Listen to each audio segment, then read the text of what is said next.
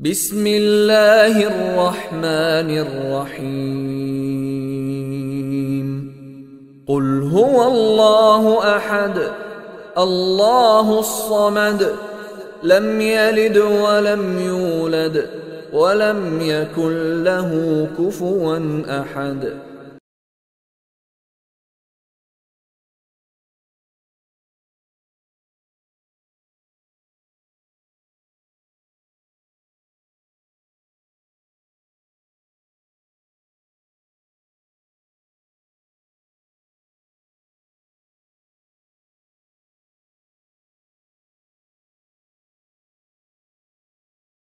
إن الحمد لله نحمده ونستعينه ونستغفره ونعوذ بالله من شرور أنفسنا ومن سيئات أعمالنا.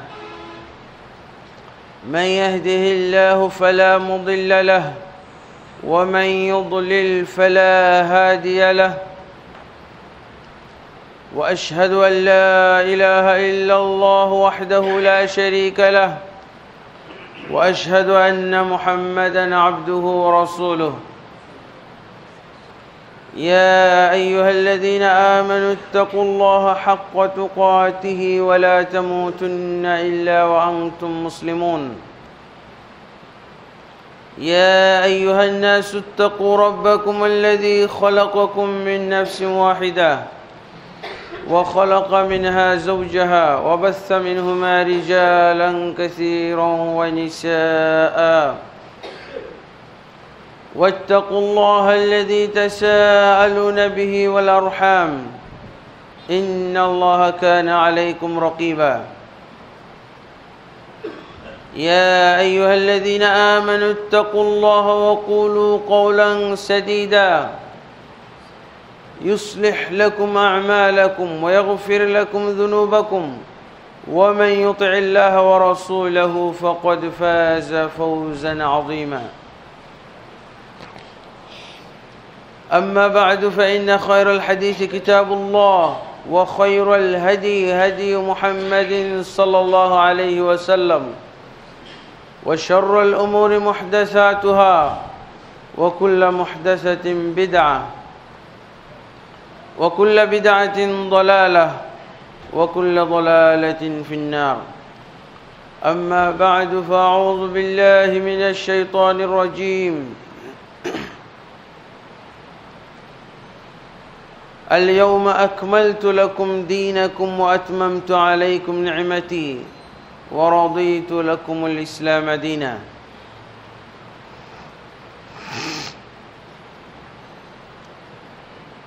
وقال سبحانه: ومن يبتغ غير الإسلام دينا فلن يقبل منه وهو في الآخرة من الخاسرين.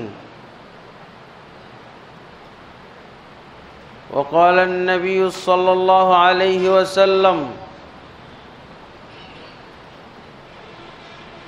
من عمل عملا ليس عليه أمرنا فهو رد. وقال النبي صلى الله عليه وسلم: إذا قلت قولا فلا تزيدن عليه، أو كما قال رسول الله صلى الله عليه وسلم। الحمد لله, আল্লাহ তাবারক ওয়া তাআলার অসীম শুকরিয়া, হামদ সানা যে আল্লাহ তাবারক ওয়া তাআলা সুদূর ঢাকা থেকে সফর করে এসে আপনাদের মাঝে প্রথমবারের মতো এই মসজিদে আল্লাহ তাবারক ওয়া তাআলা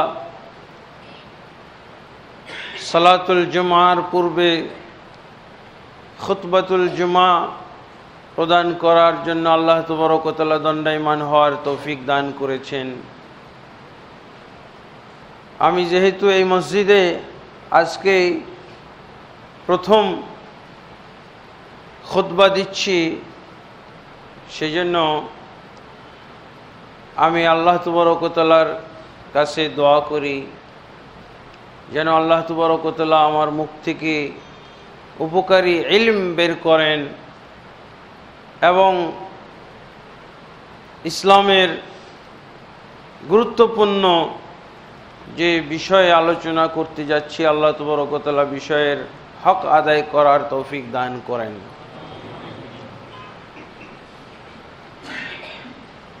আমি মূলত সূরা আল মায়েদার ৩ নম্বর আয়াতটি আলোকে আজকে ইসলামের পূর্ণাঙ্গতা, ইসলামের পরিপূর্ণতার ব্যাখ্যা প্রদান করব ইনশাআল্লাহ। ইসলাম পরিপূর্ণ এর ব্যাখ্যা কি, এর বিশ্লেষণটা কি? আল্লাহ তাবারক ওয়া তাআলা সূরা আল মায়েদার ভিতরে ৩ নম্বর আয়াতে বলছেন, আল ইয়াউমা আকমালতু লাকুম দীনাকুম ওয়া আতমামতু আলাইকুম নি'মাতি। আজকের দিন তোমাদের জন্য তোমাদের দিনকে আমি পরিপূর্ণ করে দিলাম। ওয়া আতমামতু আলাইকুম নি'মাতি, এবং তোমাদের জন্য আমার নিয়ামতকে সম্পূর্ণ করে দিলাম। ওয়া রাদিতু লাকুমুল ইসলাম দীনা, এবং ইসলামকে তোমাদের জন্য দিন রূপে ধার্য করে খুশি হয়ে গেলাম। এই আয়াতটি অত্যন্ত একটা খুশির ব্যাপার উম্মতে মুহাম্মাদির জন্য। এমনকি ইহুদিরা এই আয়াত শুনেও তারা মন্তব্য করেছিল যে এই আয়াতটি বা এই জাতীয় আয়াত যদি আমাদের তাওরাতে নাজিল হতো, তাহলে আমরা ওই দিনটিকে ঈদের দিনে পরিণত করতাম, ঈদের দিনের মতো করে পালন করতাম, উৎসব পালন করতাম, ঈদ হিসেবে গ্রহণ করতাম ওই দিনটিকে। ওমর ইবনে খাত্তাব রাদিয়াল্লাহু আনহু সেই ইহুদিকে জবাব দিয়েছিলেন, এই দিনটি আমাদের মাঝে থেকে হারিয়ে যায় নাই। এই দিনটি অত্যন্ত একটি চিহ্নিত দিন। কোথায় নাজিল হয়েছে, কোন তারিখে নাজিল হয়েছে, কি বার কোন সময় নাজিল হয়েছে, এগুলো সব আমি জানি। নাজিল হওয়ার সময় আমি উপস্থিত ছিলাম। কিন্তু ইহুদিরা যা করতে চেয়েছিল ওমর ইবনে খাত্তাব রাদিয়াল্লাহু তা করেননি। এই আয়াত নাজিল হওয়ার দিনকে ঈদ হিসেবে ঘোষণা করেননি। ওমর ইবনে খাত্তাব রাদিয়াল্লাহুর মতো ব্যক্তি, যিনি দ্বিতীয় খলিফা, তিনিও ইহুদিদের এই মন্তব্য শুনে বলেননি যে ঠিক আছে, তাহলে আমাদের ধর্মে যেহেতু এরকম আয়াত নাজিল হয়েছে আমাদের কিতাবের ভিতরে, তাহলে আমরা এটাকে ঈদের দিন হিসেবে পালন করি, কারণ এটা জায়েজ নেই, হারাম। এটাও তখন হবে দিনের পূর্ণতার পরিপন্থী একটা বিষয়। দিন তো পরিপূর্ণ হয়ে গেল যেদিন এই আয়াত নাজিল হলো। আর এই দিনটা ছিল রাসূলুল্লাহ সাল্লাল্লাহু আলাইহি ওয়াসাল্লামের মৃত্যুর ৮১ দিন পূর্বে। রাসূলুল্লাহ সাল্লাল্লাহু আলাইহি ওয়াসাল্লাম এই আয়াত নাজিল হওয়ার পর আর ৮১ দিন দুনিয়ায় বেঁচে ছিলেন। এরপরে তিনি মৃত্যুবরণ করেন। রাসূলুল্লাহ সাল্লাল্লাহু আলাইহি ওয়াসাল্লাম যেহেতু এরপরে আর কোনো হজ্জে অ্যাটেন্ড করেননি, এই জন্য এটাকে বিদায়ী হজ বলা হয়। এমনকি নবী মুহাম্মদ রাসূলুল্লাহ সাল্লাল্লাহু আলাইহি ওয়াসাল্লাম সম্ভাবনাও ব্যক্ত করেছিলেন এইভাবে, লাআল্লি লা আলকাকুম বা'দা আমিকুম হাযা, সম্ভবত এই বছরের পরে আমি এই হজের মাঠে আর তোমাদের সাথে একত্রিত হতে পারবো না।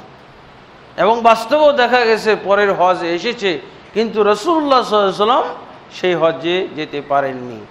তার কারণ তার আগেই উনি আখিরাতে বা তিনি বারজাখী জীবনে পাড়ি দিয়েছিলেন, রাসূলুল্লাহ সাল্লাল্লাহু আলাইহি ওয়াসাল্লাম মৃত্যুবরণ করেছিলেন, তাই রাসূলুল্লাহ সাল্লাল্লাহু আলাইহি ওয়াসাল্লাম আর যেতে পারেননি। এখানে আমরা ইসলাম ধর্মের, আমাদের দিন ইসলামের একটা মডেল নিতে পারি এই আয়াত থেকে। এই আয়াত আমাদেরকে ইসলামের একটা সুনির্দিষ্ট মডেল দান করেছেন।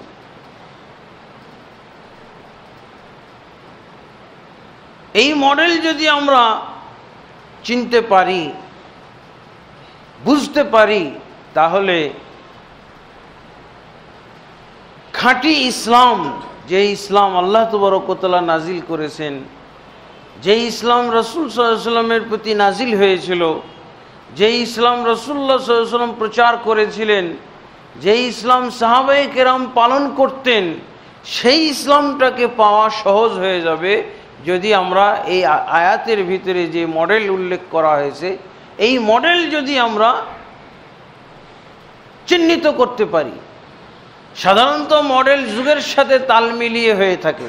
বিভিন্ন পণ্যের মডেল, বাড়ির মডেল, গাড়ির মডেল আমরা চিহ্নিত করি, এটা নতুন মডেলের জিনিস। দুনিয়াবি ক্ষেত্রে যত নতুন মডেল হবে ততই ভালো, ততই আকর্ষণীয়, ততই মানুষের তার প্রতি আকর্ষণ, লোভ, লালসা, তত মূল্যবান। কিন্তু ইসলামের ক্ষেত্রে কি এরকম হবে? ইসলামের ক্ষেত্রেও কিন্তু আল্লাহ তাবারক ওয়া তাআলা এরকম একটা সময়ের সাথে তাল মিলিয়ে মডেল নির্ধারণ করেছেন। সেই মডেলটা হলো এই আল-ইয়াউম শব্দের মধ্যে। আল-ইয়াউম, আজকের দিন আমি তোমাদের দিনকে পরিপূর্ণ করে দিলাম। আজকে বলতে টুডে, রাসূলুল্লাহ সাল্লাল্লাহু আলাইহি ওয়াসাল্লামের মৃত্যুর ৮১ দিন পূর্বের দিনটাকে বুঝাচ্ছে।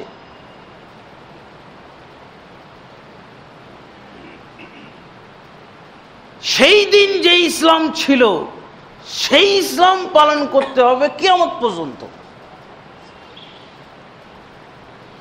রাসূলুল্লাহ সাল্লাল্লাহু আলাইহি ওয়াসাল্লামের হাদিস হলো কোরআনের উত্তম তাফসীর, কোরআনের তাফসীর, কোরআনের আয়াত দ্বারা, এরপরে পরই হলো রাসূলুল্লাহ সাল্লাল্লাহু আলাইহি ওয়াসাল্লামের হাদিস দ্বারা। রাসূলুল্লাহ সাল্লাল্লাহু আলাইহি ওয়াসাল্লামের হাদিসেও এই মডেলের আমরা আলামত পাচ্ছি, এই মডেলের উল্লেখ পাচ্ছি। সুনানের গ্রন্থের ভিতরে আছে রাসূলুল্লাহ সাল্লাল্লাহু আলাইহি ওয়াসাল্লাম ইফতিরাকুল উম্মাহ, উম্মতের বিভক্তির, তাফরিকার যে হাদিস উল্লেখ করেছেন, উম্মতের কাছে বলে গেছেন, সেই হাদিসের ভিতরে এই মডেলটা পাওয়া যায়। আল্লাহ রাসূল সাল্লাল্লাহু আলাইহি ওয়াসাল্লাম বলেছিলেন, ইফতারাকাত বানু ইসরাঈলা ইলা সিনতাইনি ওয়া সাবঈনা মিল্লাহ ওয়া সাতাফতারিকু উম্মতি ইলা সিনতাইনি ইলা সালাসিন ওয়া সাবঈনা মিল্লাহ। রাসূলুল্লাহ সাল্লাল্লাহু আলাইহি ওয়াসাল্লাম বলছেন যে বানু ইসরাঈলরা ৭২ ভাগে বিভক্ত হয়েছিল, আমার উম্মত ৭৩ ভাগে বিভক্ত হবে। তারপর আল্লাহ রাসূল সাল্লাল্লাহু আলাইহি ওয়াসাল্লাম বলছেন কুল্লুহা ফিন্নার, সবগুলো জাহান্নামে যাবে। কেন সবগুলো জাহান্নামে যাবে বলছেন? ইল্লা মিল্লাতুন ওয়াহিদা, এই ৭২-এর তুলনায় যদি একটা জান্নাতে যায় তার মানে তো সবই জাহান্নামেই গেল। এই জন্য প্রথমেই আল্লাহ রাসূল সাল্লাল্লাহু আলাইহি ওয়াসাল্লাম বলেন কুল্লুহা ফিন্নার, সবগুলো জাহান্নামে যাবে, মাত্র একটি জান্নাতে যাবে। এই মাত্র একটি থাকার কারণে আল্লাহ রাসূল সাল্লাল্লাহু আলাইহি ওয়াসাল্লাম আগেই বলছেন সবগুলো জাহান্নামে যাবে। সাহাবায়ে কেরামের টেনশন হলো, তাহলে তো এই দলের মধ্যে আসা দরকার, ৭২-এর মধ্যে যাওয়া সহজ।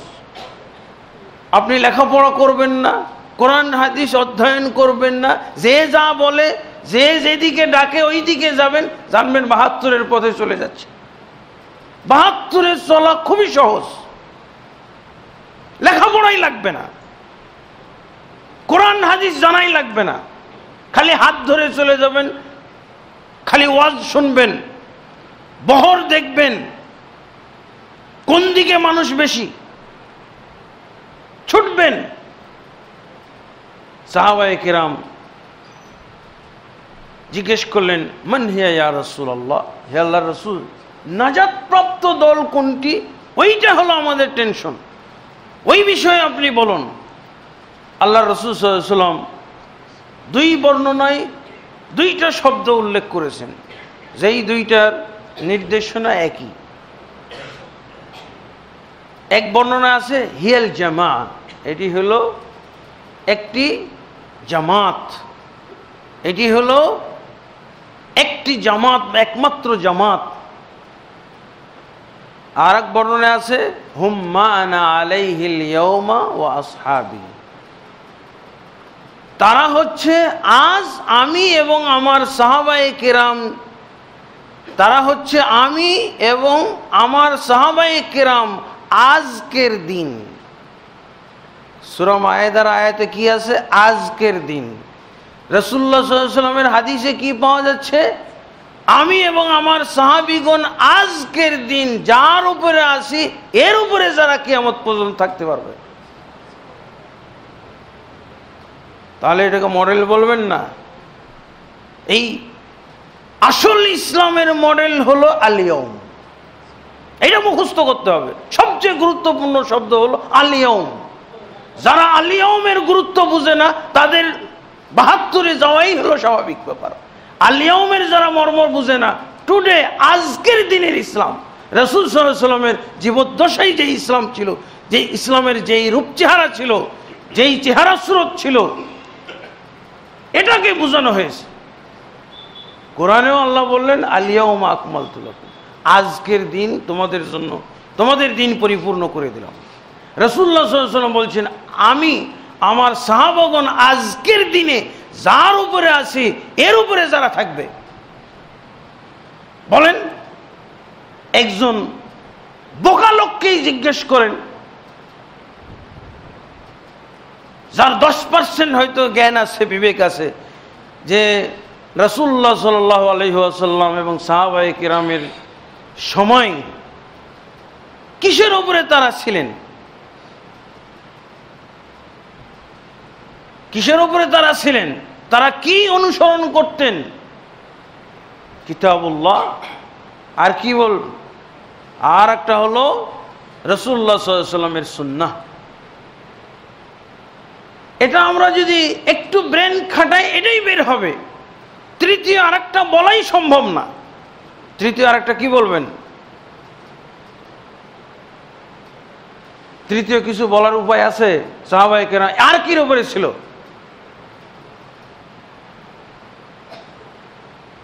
আর কিছুরই উপরে ছিল না।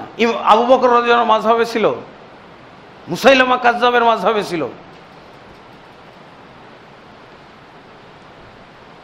তৃতীয় বলার উপায় আছে? আপনি আল ইয়াউম শব্দটা 100 বার জিকির করেন যাতে ভালো করে মুখস্থ হয়। আল ইয়াউম ছেড়ে দেওয়াতে মুসলমান যত বড় পণ্ডিত হোক না কেন, আল ইয়াউমের সূত্র যে ভুলে যাবে ওর গুমরাহ হওয়া নিশ্চিত। সে মুহাদ্দিস হয়ে গুমরাহ হতে পারে, সে মুফাসসির হয়ে গুমরাহ হইতে পারে, সে পীর হয়ে গুমরাহ হইতে পারে, সে মুর্শিদ হয়ে গুমরাহ হইতে পারে, সে মুফতি হয়ে গুমরাহ হইতে পারে। আল ইয়াউমের মর্ম যে বুঝে না, আল ইয়াউমটা মুখস্থ করতে হবে। সূরা ইখলাসের মতো, সূরা ফাতিহার মতো মুখস্থ করেন। এই দুই দলিল থেকে যে আল ইয়াউম বুঝতে হবে আমাদেরকে, এই বুঝটা আমাদের অনেকেই গ্রহণ করি নাই। আল ইয়াউম না বুঝলে আপনার কোরআন হাদিস বুঝে কোনো লাভ নাই। আপনি ওই ৭২-এর মধ্যেই যাবেন। কোরআন হাদিস বুঝতে হবে আল ইয়াউমের সূত্র ধরে।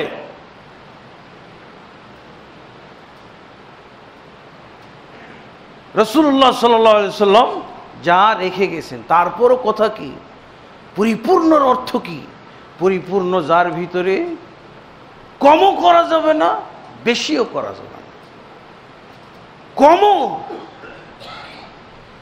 তাহলে আমরা বিবেক দিয়েও বুঝতে পারি, কিন্তু আমি বিবেক দ্বারা যা বুঝলাম এটাকে সঠিক প্রমাণ করার জন্য দলিলও আছে।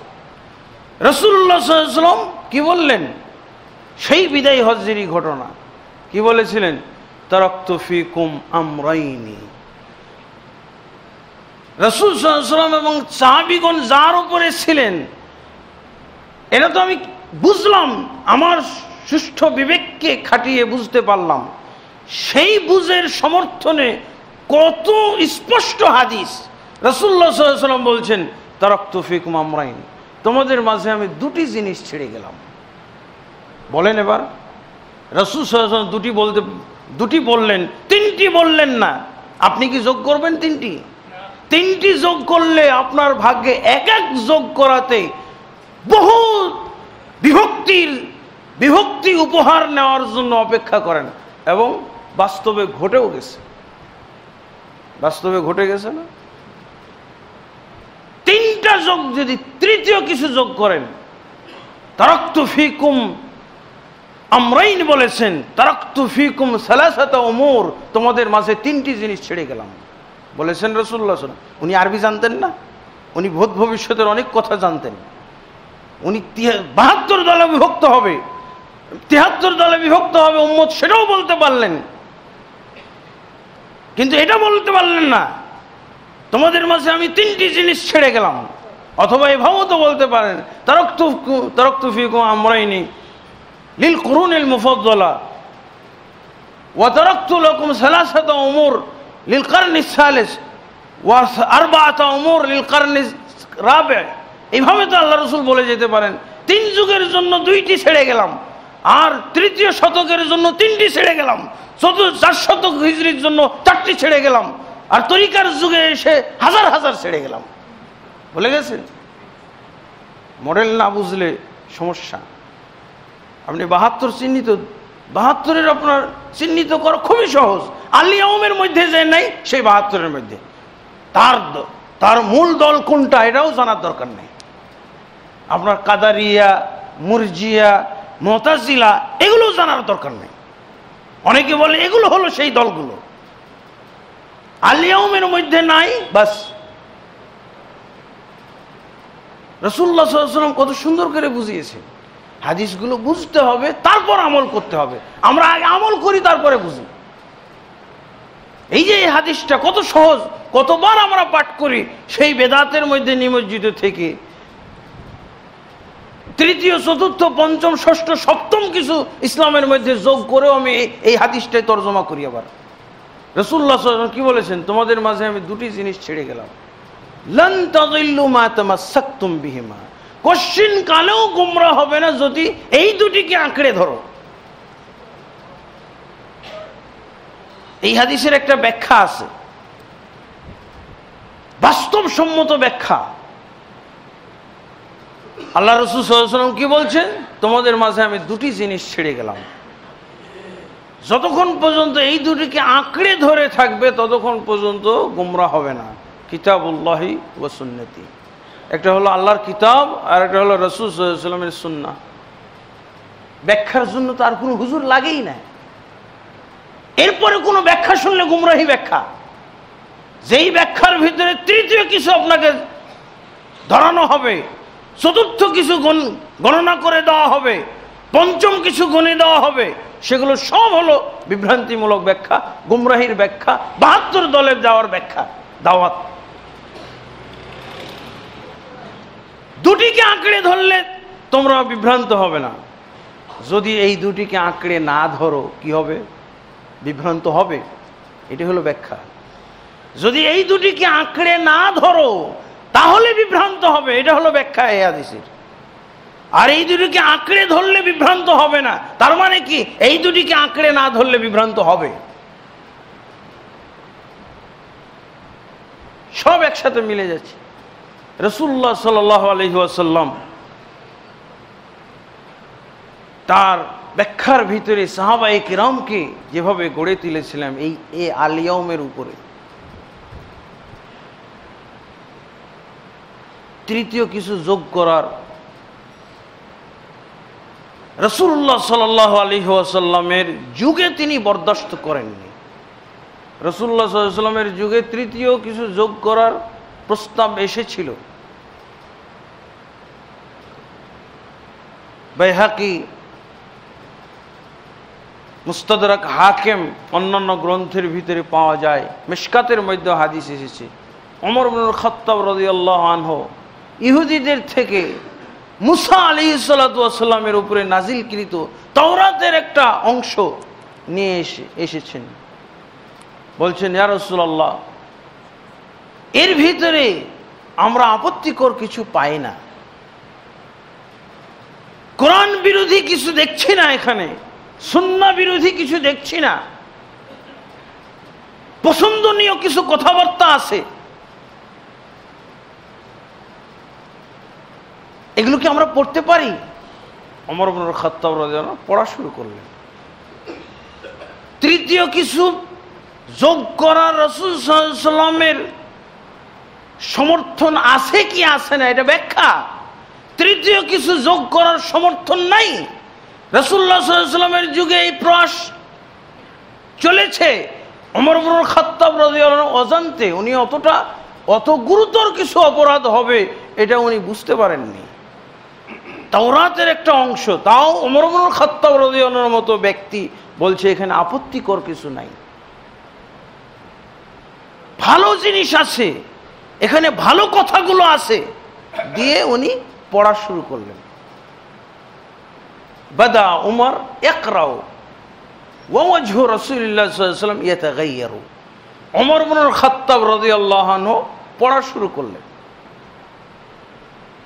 উনি তো ওই তাওরাতের সেই পাতার প্রতি তার নজর পড়ে যাচ্ছেন। আর ওয়াজহু রাসূলুল্লাহ সাল্লাল্লাহু আলাইহি ওয়াসাল্লাম ইয়াতাগায়্যারু, আল্লাহর রাসূল সাল্লাল্লাহু আলাইহি ওয়াসাল্লামের চেহারা পরিবর্তন হয়ে যাচ্ছে রাগে, গোসায়, ক্ষোভে। তারপরও ওমর ইবনে খাত্তাবের মতো যদি সংযোজন হয় তৃতীয় জিনিস, তা আমাদের পরবর্তী যুগের কারো সংযোজনের চেয়ে ভালো না? তার বুঝ তো আমাদের চেয়ে অনেক খাঁটি বুঝ। ব্যক্তি হলো ওমর ইবনে খাত্তাব, তার মন্তব্যে, তার গবেষণায় ওই তাওরাতের অংশের মধ্যে কোনো আপত্তিকর কিছু ছিল না, কোরআন হাদিসের সাথে সামঞ্জস্যপূর্ণ কিছু ছিল। তারপর পড়া শুরু করলেন, আর রাসূল সাল্লাল্লাহু আলাইহি ওয়াসাল্লামের চেহারা মোবারক পরিবর্তন হতে লাগলো।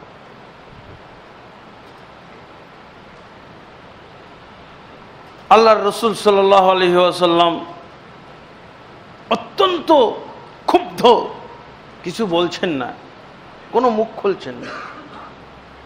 আবু বকর রাদিয়াল্লাহু আনহু আল্লাহর রাসূল সাল্লাল্লাহু আলাইহি ওয়াসাল্লামের চেহারার দিকে তাকিয়ে দেখলেন যে রাসূল সাল্লাল্লাহু আলাইহি ওয়াসাল্লাম খুবই বিরক্ত, খুবই ক্রুদ্ধ, রাগান্বিত। ওমর ইবনে খাত্তাবকে এবার আবু বকর রাদিয়াল্লাহু আনহু সতর্ক করছেন, সাবধান করছে। সাকালাত কাসওয়াকিল ইবনুল খাত্তাব মা তারা মা বিওয়াজহি রাসূলুল্লাহ সাল্লাল্লাহু আলাইহি ওয়াসাল্লাম, তোমার জন্য মহিলারা ক্রন্দন করুক। সাহাবীদের মধ্যে আপোষে কত মিল মহব্বত, বিশেষভাবে আবু বকর ওমরের যে কত মিল মহব্বত ছিল, কিন্তু রাসূল সাল্লাল্লাহু আলাইহি ওয়াসাল্লামের নীতি বিরোধী কাজ করবে, রাসূলুল্লাহ সাল্লাল্লাহু আলাইহি ওয়াসাল্লামের দ্বীনের ভিতরে নতুন কিছু সংযোজন করবে, আর রাসূল সাল্লাল্লাহু আলাইহি ওয়াসাল্লাম এতে গুসা হবেন, অথচ সে পড়ে যাবে। কিসের মহব্বত সেই ওমরের প্রতি? কোনো মহব্বত নাই। কি বলছেন? সাকালাত কাসওয়াকিল, তোমার জন্য মহিলারা ক্রন্দন করুক, তুমি ধ্বংস হও, তুমি মরে যাও, মৃত্যুবরণ করো, তোমার জন্য মহিলারা ক্রন্দন করুক, তোমার মা কাঁদুক, তোমার খালা কাঁদুক, তোমার মহিলা আত্মীয় স্বজন ক্রন্দন করুক তোমার জন্য। মা তারা মা বিওয়াজহি রাসূলুল্লাহ সাল্লাল্লাহু আলাইহি ওয়াসাল্লাম, তুমি দেখছো না রাসূল সাল্লাল্লাহু আলাইহি ওয়াসাল্লামের চেহারার দিকে কি হয়েছে চেহারা? এবার ওমর ইবনে খাত্তাব রাদিয়াল্লাহু আনহু তাকিয়ে দেখছেন, হ্যাঁ তো আল্লাহ রাসূল সাল্লাল্লাহু আলাইহি ওয়াসাল্লাম অত্যন্ত বিরক্ত, ক্রুদ্ধ, তিনি রাগান্বিত। চট করে তিনি তাওরাত পড়া বন্ধ করে দিলেন। স্টপ! এটা কি মাওলানা মুসা নাকি? মাওলানা মুসার তাওরাত, মুফতি মুসার তাওরাত নাকি এটা? এটা সেই রাসূলুল্লাহ, আল্লাহর প্রিয় নবী রাসূল মুসা কালিমুল্লাহর তাওরাত, সেটা পাঠ করা এত বড় অপরাধ। ওমর ইবনে খাত্তাব রাসূলুল্লাহ সাল্লাল্লাহু আলাইহি ওয়াসাল্লামের কাছে এভাবে দোয়া করার মাধ্যমে রাগ প্রশমনের দরখাস্ত করলেন। আউযু বিল্লাহি মিন গাযাবিল্লাহি ওয়া গাযাবি রাসূলিহি, আল্লাহর কাছে পানাহ চাই আল্লাহর রাগ থেকে, তার রাসূলের রাগ থেকে। তারপরে ওই প্রসিদ্ধ দোয়াটা পড়লেন, রাযীতু বিল্লাহি রাব্বান ওয়া বিল ইসলামি দীনান ওয়া বি মুহাম্মাদিন সাল্লাল্লাহু আলাইহি ওয়াসাল্লাম নবী। আল্লাহর প্রতি রব হিসেবে খুশি হয়ে গেছে, ইসলামকে পেয়ে, ইসলামকে দিন রূপে পেয়ে খুশি, মুহাম্মদকে নবী হিসেবে পেয়ে খুশি হয়ে গেছে। এবার রসুল সাল্লাল্লাহু আলাইহি সাল্লামের রাগ প্রশমিত হলো। তারপরে রাসূলুল্লাহ সাল্লাল্লাহু আলাইহি ওয়াসাল্লাম কি বললেন? রাসূলুল্লাহ সাল্লাল্লাহু আলাইহি ওয়াসাল্লাম বললেন যে আজকে তোমরা মুসার তাওরাত পড়তেছো, মুসা কি রেখে গেলেন সেটা পড়তেছো।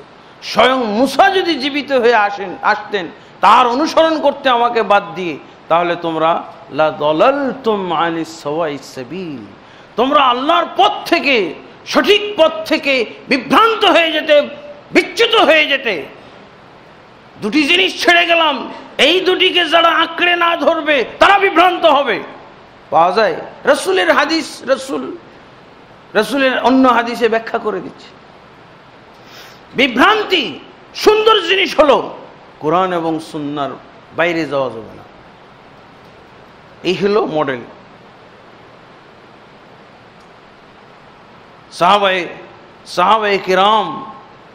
সাহাবায়ে কেরামের যুগে সংযোজনের প্রস্তাব এসেছিল। রাসূল সাল্লাল্লাহু আলাইহি ওয়াসাল্লাম বলে গেছেন 2, 3 হবে না। ওমর ইবনে খাত্তাবের প্রস্তাবেও হবে না, আবু বকরের প্রস্তাবেও 3 হবে না, কোন সাহাবীর প্রস্তাবেও 3 হবে না। কিন্তু রাসূল সাল্লাল্লাহু আলাইহি ওয়াসাল্লাম আজকে জীবিত নেই। কে তাদের প্রতি এই ক্রুদ্ধ মনোভাব ব্যক্ত করবে? কে তাদেরকে এভাবে সাবধান করবে, সতর্ক করবে? আজকে আমরা উন্মুক্ত, যে যা পারছি সংযোজন করছি ইসলামের নাম। বলে দিলাম মাযহাব না মানলে ইসলাম মুসলমানই থাকবে না। তার মানে তৃতীয় একটা জিনিস। আর যেহেতু এটা নিজেদের সংযোজন, এটার উপরে জোর বেশি। কোরআন হাদিস না মানলে ইসলাম থাকবে, কিন্তু মাযহাব না মানলে ইসলাম থাকবে না। যেটা তৃতীয় যোগ করা হলো, এটারই আবার জোর বেশি, তাই না? মাদ্রাসায় কিসের দাওয়াত এগুলো? সব মাদ্রাসাতে তো এই দাওয়াতই চলছে, মাযহাব না মানলে ইসলাম থাকবে না। এক ব্যক্তি আমাকে ফোন করে বলছে যে মিলাদের লিফলেটটা কি আপনি ছাপিয়েছেন? সর্বপ্রথম একটা ছোট্ট সংক্ষিপ্ত, মাত্র 2-3 ঘন্টায় একজন বললে একটা মিলাদের উপরে লিফলেট লিখে দেন তো, ছাপিয়ে বিতরণ করব। মিলাদ কি? তো লিখে দিলাম 2-3 ঘন্টার ভিতরে। অত বেশি তথ্যবহুল না হলেও আসল বিষয়টা এসে গেছে, ইসলামের অবস্থান কি। একজন বলতেছে ওর হাতে এই লিফলেট গেছে, ফোন করে বলছে ভাই, এই আকরামুজ্জামান বিন আব্দুস সালাম, আপনার ফোন নাম্বার দেওয়া আছে, আপনার নাম লেখা আছে এরকম একটা লিফলেট, আপনি কি এই লিফলেট ছাপিয়েছেন, এই লিফলেটটি লিখেছেন? বলছে জি। আমি বললাম জি আমি লিখছি। যে আপনারা কি ইসলাম রাখবেন না? আফসোস করে বলছে আপনারা কি ইসলামটাকে আর রাখবেন না? আমি বললাম যে হ্যাঁ ভাই, এই সিদ্ধান্তই নিয়েছি, যেই ইসলামে মিলাদ থাকে ওই ইসলামটা রাখবো না, বেদাত মিশ্রিত ইসলাম রাখবই না, এটাই সিদ্ধান্ত নিচ্ছে। যে ইসলামে দুইটার উপরে গুরুত্ব না দিয়ে মাযহাব মানাকেই ফরজ বলা হয়, যে ইসলামে, ওই ইসলামই রাখবো না। দরকার কি ইসলাম? রাসূলুল্লাহ সাল্লাল্লাহু আলাইহি ওয়াসাল্লামের ইসলামে হলো দুটি জিনিস মানতে হবে, দুটি জিনিস আঁকড়ে ধরতে হবে, নাহলে বিভ্রান্ত হয়ে যাবে। দরকার কি অন্য কিছু ধরে বিভ্রান্ত হওয়ার? রাসূল সাল্লাল্লাহু আলাইহি ওয়াসাল্লামের ফতোয়ায়, রাসূল সাল্লাল্লাহু আলাইহি ওয়াসাল্লামের সিদ্ধান্ত অনুযায়ী বিভ্রান্ত হওয়ার কথা, সেখানে আমি যাব কেন? দেখেন না, একটাই রাসূল সাল্লাল্লাহু আলাইহি ওয়াসাল্লামের পরে, দুইটির পরে যদি একটি ইস্টাবলিশ করা যায়, পরবর্তীতে আরো অনেক কিছু ইস্টাবলিশ করা সম্ভব। দেখেন, মাযহাবকে এভাবে প্রতিষ্ঠিত করে দেওয়ার পর, মাযহাব মানা ফরজ করে দেওয়ার পর, এবার তরিকাওয়ালারা বলছে আমাদের তরিকা মানাও ফরজ। মাযহাব মানা শেষ হয়েছে কিনা, এবার তরিকা মানা ফরজ। হঠাৎ করে যে কেউ একজন পীর সেজে যাবে, আর ফতোয়া হলো পীর ধরা ফরজ। দেখছেন এখন দিশাহারার অবস্থা মুসলমানদের। আর কোরআন হাদিসে কেউ যেতেই চায় না, খালি দেখতেছে যে কার সম্মেলনে, কার ওরস শরীফে বেশি লোক হয়, ওখানে আমি যাব। আর কোরআন হাদিস অনেক আগে বাদ পড়ে গেছে, খালি বহর দেখে দেখে যাচ্ছে। যে সর্বনাশ, এত বড় বহর, আরে এই বহরে কি বলে দেখা যায় যে পাগড়িওয়ালা লোকও আছে, এত পাগড়ি টুপিওয়ালা জুব্বাওয়ালা লোক চলে যাচ্ছে, আমাকেও যেতে হবে। ও কি কোরআন হাদিস দেখতেছে? ওর জন্য কথাটা হলো বড় বহরওয়ালা যারা অনুসরণ করবে তারা বিভ্রান্ত নয়, তারা হেদায়েত প্রাপ্ত। বড় বহর দেখে যারা অনুসরণ করবে, পাগড়ি পুগড়ি দেখে, ভালো পোশাক দেখে যারা অনুসরণ করবে তারা বিভ্রান্ত হবে না, তারা হেদায়েত প্রাপ্ত। এসব কথাবার্তা কোরআন হাদিস কবে বাদ পড়ে গেছে? এসব নতুন নতুন মডেল, আপনি আলিয়ম বাদ দিয়েছেন, এখন দেখেন কত মডেলের ইসলাম, মাযহাবী মডেলের ইসলাম, তরিকা মডেলের ইসলাম, তারপরে পীর মুর্শিদ ধরতে হবে। পীর মুর্শিদ ধরা ছাড়া আপনাকে জান্নাতে নেবে কে? আপনি তো একাই ঘুরে বেড়াবেন আখেরাতে, কে আপনার পরিচয় নেবে, কে আপনার হাত ধরে জান্নাতে নিয়ে যাবে?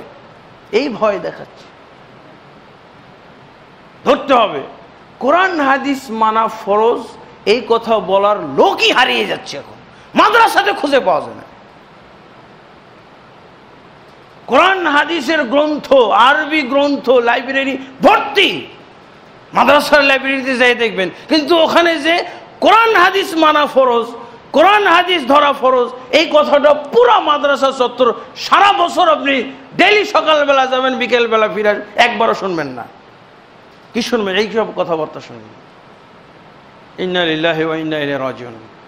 তাহলে আমাদেরকে রাসূলুল্লাহ সাল্লাল্লাহু আলাইহি ওয়াসাল্লামের মডেলে আসতে হবে। আবু বকর রাদিয়াল্লাহু আনহু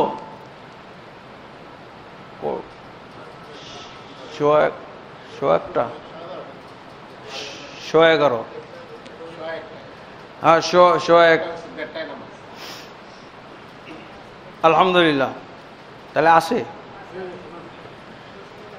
আলহামদুলিল্লাহ। রাসূল সাল্লাল্লাহু আলাইহি ওয়াসাল্লামের মৃত্যুর পর কিছু আলামত দেখা গেল। কিসের আলামত? আবু বকর রাদিয়াল্লাহুর নামে মাযহাব হইতে যাচ্ছে, ওমর ইবনে খাত্তাব রাদিয়াল্লাহুর নামে মাযহাব হতে যাচ্ছে। ইবনে আব্বাস রাদিয়াল্লাহুর কাছে বিষয়টা ধরা পড়ল। ইবনে আব্বাস রাদিয়াল্লাহুর কাছে এসে এক ব্যক্তি ফতোয়া জিজ্ঞেস করছে, তামাত্তু হজ করা যাবে কি যাবে না? ইবনে আব্বাস রাদিয়াল্লাহু আনহু দুটি হাদিস পাঠ করে তাকে, রাসূলুল্লাহ সাল্লাল্লাহু আলাইহি ওয়াসাল্লামের দুটি হাদিস পাঠ করে তাকে জানিয়ে দিলেন, ফতোয়া দিয়ে দিলেন যে তামাত্তু হজ করা যাবে, বরং উত্তম। রাসূলুল্লাহ সাল্লাল্লাহু আলাইহি ওয়াসাল্লাম থেকে দুটি হাদিস পাঠ করে শোনাইলেন। এই লোক হাদিস শোনার পর কি বলছে? ওয়ালাকিন কালা আবু বকর ওয়া ওমর। ইবনে আব্বাস, আপনি বললেন তামাত্তু হজ করা যাবে, কিন্তু আমি কি শুনে এসেছি জানেন? আবু বকর এবং ওমর রাদিয়াল্লাহু আনহু দুজনের কাছ থেকে। কি শুনেছো তুমি? ওমর, আবু বকর এবং ওমর বলছে তামাত্তু হজ করা যাবে না। উত্তম প্রকার হলো ইফরাদ করা, আর এরপরে যদি করতে চাও তো কেরান করতে পারো, তামাত্তু হজ করা যাবে না। এই কথা আবু বকর এবং ওমর রাদিয়াল্লাহুর কাছ থেকে শুনে আসলাম। কিন্তু আবু বকর ওমর রাদিয়াল্লাহু আনহুমার কাছ থেকে ফতোয়া নেওয়ার সময় হাদিস শুনে আসেনি লোকটা, মন্তব্য শুনে এসেছে, ফতোয়া শুনে এসেছে। ইবনে আব্বাস রাদিয়াল্লাহু কি বললেন? ইউশিকু আন তানজিলা আলাইকুম হিজারাতুম মিনাস সামা আকুলু ক্বালা রাসূলুল্লাহ সাল্লাল্লাহু আলাইহি ওয়াসাল্লাম ওয়া তাকুলুনা ক্বালা আবু বকর ওয়া ওমর। এই লোক, জানো তুমি যেই কথাটা শুনিয়েছো এই কথার পরিণাম কি হতে পারে? অচিরেই তোমাদের উপরে আল্লাহর পক্ষ থেকে গজবের পাথর নাজিল হবে।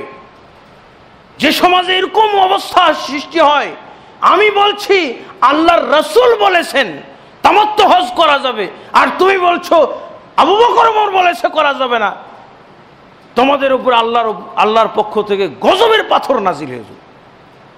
রাসূলের কথা শোনার পর আবু বকর ওমর যদি করো তাহলে তোমাদের উপরে আল্লাহর গজবের পাথর নাজিল হবে। এই যে মাযহাব না, যেখানে সুন্নাহর এরকম দাপট থাকে, সেখানে আবু বকরের মাযহাব হতে পারে না, ওমরের নামে মাযহাব হতে পারে না। যেখানে সুন্নাহর দাপট থাকে না, যেখানে হাদিসের ইস্তিদলাল থাকে না, যেখানে হাদিসের ক্ষেত্রে এরকম নিরপেক্ষতা থাকে না, সেইখানেই মাযহাব তৈরি হতে পারে। আবু বকরের নামে মাযহাব হলো, কে মাযহাব তৈরি করবে?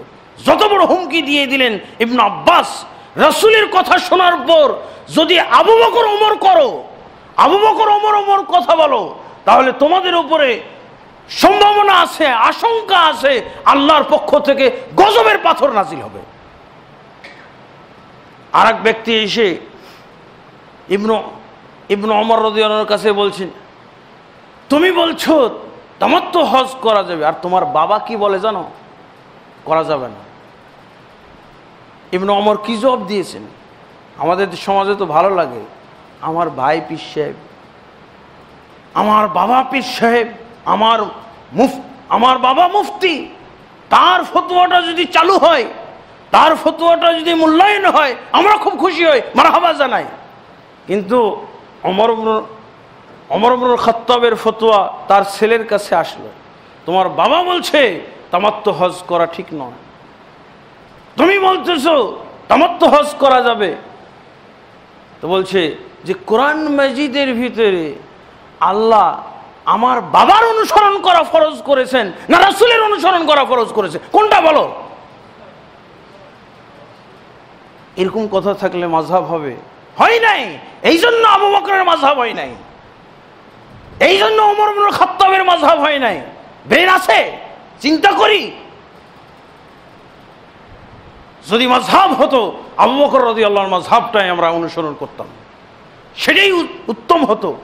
কিন্তু সুন্নাহর দাপট, সাহাবী যেখানে বেঁচে আছে সেখানে কিভাবে রাসূলুল্লাহ সাল্লাল্লাহু আলাইহি ওয়াসাল্লামের হাদিস থাকা অবস্থায় কারণ নামে মাযহাব তৈরি হতে পারে? ইমাম মালিক রাহিমাহুল্লাহ বলে দিয়েছেন, কুল্লুন ইউখাযু মিন কওলিহি ওয়া ইউরাদ্দু আলাইহি, প্রত্যেকের কথা গ্রহণযোগ্য বর্জনযোগ্য, ইল্লা সাহিব হাযাল কবর, একমাত্র এই কবরবাসী ব্যক্তির কথা সব গ্রহণযোগ্য, একটাও পরিত্যাগযোগ্য নয়, একটাও প্রত্যাখ্যানযোগ্য নয়।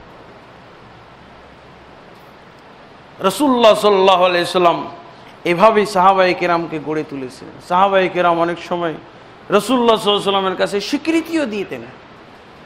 রাসূল সাল্লাল্লাহু আলাইহি সাল্লাম যেহেতু গড়ে তুলেছিলেন যে ইসলাম হলো পরিমিত জিনিস, ইসলাম হলো পরিপূর্ণ জিনিস, এর ভিতরে কম করা যাবে না, বেশি করা যাবে না, একেবারে সবকিছু সুনির্দিষ্ট মাপকাঠির উপরে আছে। লাকাদ কানা লাকুম ফি রাসূলিল্লাহি উসওয়াতুন হাসানাহ, নিশ্চয়ই তোমাদের জন্য রাসূলের ভিতরে রয়েছে উত্তম নমুনা, উত্তম মডেল, উত্তম আদর্শ। এগুলোকে তারা স্কেলের মতো ব্যবহার করতেন, সাহাবায়ে কেরাম স্কেলের মতো ব্যবহার করতেন। ওমর ইবনুল খাত্তাব রাদিয়াল্লাহু আনহুর সামনে এক ব্যক্তি তওয়াফ করতেছে। তওয়াফ করার সময় ইয়ালা ইবনে উমাইয়া নামক এক ব্যক্তি তওয়াফ করতেছে ওমর ইবনুল খাত্তাব রাদিয়াল্লাহু আনহুর সামনে। তো হাজরে আসওয়াদের বরাবর যে কর্নারটা, হাজরে আসওয়াদের বরাবর উত্তর দিকের যে কর্নার, হাতিমের কাছে, হাতিমের শুরু যেখানে, হিজরে ইসমাইলের শুরু যেখানে, এই কর্নারটাকেও স্পর্শ করতে যাচ্ছে কে? ইয়ালা ইবনে উমাইয়া। ওমর ইবনুল খাত্তাব রাদিয়াল্লাহু আনহু দেখলেন যে এটাকে স্পর্শ করতে যাচ্ছে, স্পর্শ করে নাই, এইভাবে করতে যাচ্ছে। ওমর ইবনুল খাত্তাব তাকে স্টপ করে দিলেন, এই শোনো, তুমি তো রাসূলুল্লাহ সাল্লাল্লাহু আলাইহি ওয়াসাল্লামের সাথে বিদায় হজ করেছিলে, করনি? হ্যাঁ করেছি। ফাহাল রাআইতাহু ইস্তালিমুহু, তুমি কি তাকে দেখেছো যে এই কর্নারটাকে উনি স্পর্শ করেছিলেন? এটা বৃদ্ধি নয়, আল্লাহ রাসূল সাল্লাল্লাহু আলাইহি ওয়াসাল্লাম স্পর্শ করেছেন দুই কর্নার, হাজরে আসওয়াদ কালো পাথর আর রুকনে ইয়ামানি, এই দুইটাই কর্নারে স্পর্শ। তো এই তৃতীয় কর্নার স্পর্শ করার জন্য তুমি রেডি হয়েছো কেন?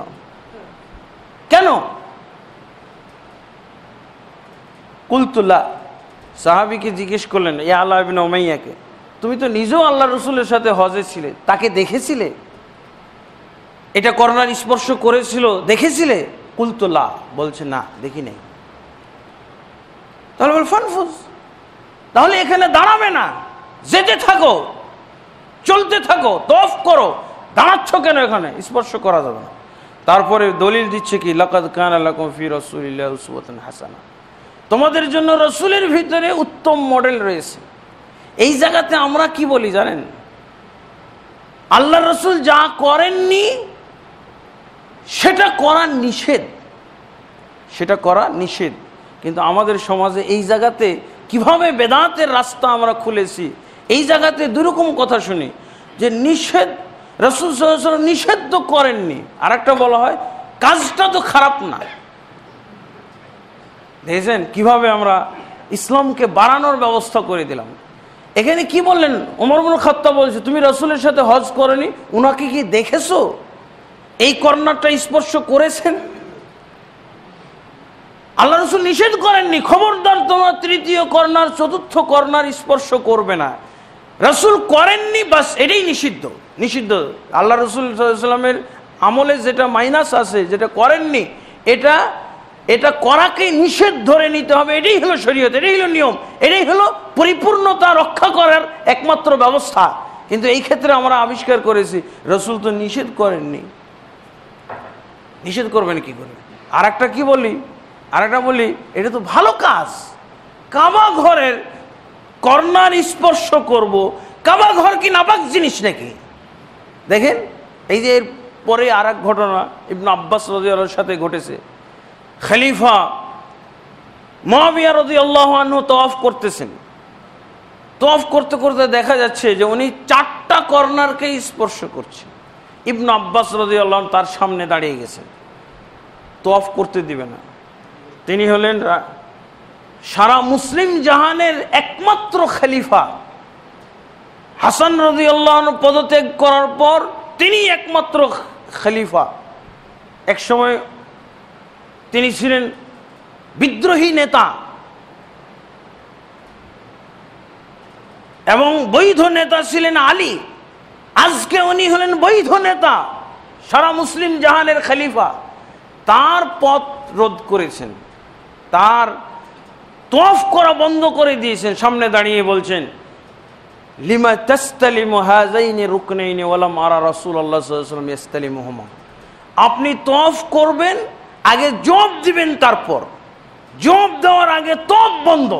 ইবনে আব্বাস সাধারণ একজন খলিফা, সাধারণ একজন সাহাবী, আল্লাহ রাসূল সাল্লাল্লাহু আলাইহি ওয়াসাল্লাম সাহাবী, উনি কোনো দায়িত্বশীল না, কিন্তু যার হাতে সুন্নাহ থাকে সে হলো সবার উপরে।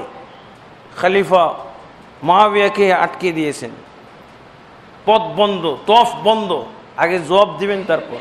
লিমা তাস্তালিমু হাযাইনি রুকনাইনি ওয়া লা মারা রাসূলুল্লাহ সাল্লাল্লাহু আলাইহি ওয়াসাল্লাম ইস্তালিমুহুমা। কেন আপনি এই 2 কর্নার স্পর্শ করতেছেন, উত্তর দিকের 2 কর্নার স্পর্শ করতেছেন কেন? অথচ আমি রাসূল সাল্লাল্লাহু আলাইহি ওয়াসাল্লামের সাথে হজ করার সময় দেখি নাই ওনাকে এই 2 কর্নার স্পর্শ করতে। মুআবিয়া রাদিয়াল্লাহু আনহু জবাব দিচ্ছেন, আমাদের যুগে যেই জবাব দেওয়া হয়, বেদাতের পক্ষে যেই জবাব দেওয়া হয়, বেদাতের পক্ষে জবাব দেওয়ার জন্য কোরআন হাদিস পড়া লাগে না, এমনি বের হয়, মাথার থেকে বের হয়, দলিল লাগে না, গোজামিল দিলেই চলে। মুআবিয়া রাদিয়াল্লাহু আনহু বলছেন উল্টা, আমরা তো অনেক সময় এই জায়গায় হেরে যাই, বুঝেছেন? বেদাতীদের কাছে হকপন্থীরা, সুন্নাহপন্থীরা হেরে যায় কিভাবে দেখেন। মুআবিয়া রাদিয়াল্লাহু আনহু ইবনে আব্বাসকে কিভাবে হারিয়ে দেওয়ার চেষ্টা করতেছেন, পরাজিত করার। এই ঘটনা সহিহ বুখারী এবং মুসলিম, মুসনাদ আহমদের মধ্যে আপনারা পাবেন। ইবনে আব্বাস রাদিয়াল্লাহু আনহুকে পাল্টা প্রশ্ন করলেন মুআবিয়া, লাইসা মিনাল বাইতি শাইউন মাহজুরা। ইবনে আব্বাস, এটা আল্লাহর ঘর না, এটা পবিত্র ঘর, তুমি বলো এই পবিত্র ঘরের কোন জায়গা প্রত্যাখ্যানযোগ্য, পরিত্যাগযোগ্য বলো।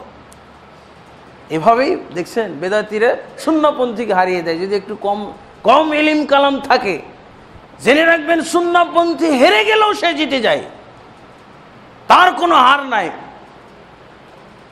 ইবনে আব্বাসকে কি বললেন? কত সুন্দর যুক্তিভিত্তিক জবাব। এটা আল্লাহর পবিত্র ঘর, তুমি বলো এর কোন জায়গা পরিত্যাগযোগ্য? এর কি কোনো জায়গা নাপাক আছে? সব তো পবিত্র জায়গা, সবই তো আল্লাহর ঘর। ইবনে আব্বাস রাদিয়াল্লাহু আনহু শুধু কোরআনের আয়াত তেলাওয়াত করলেন। কি বললেন? এই আয়াতটাই, قال الله عز وجل لقد كان لكم في رسول الله أسوة حسنة।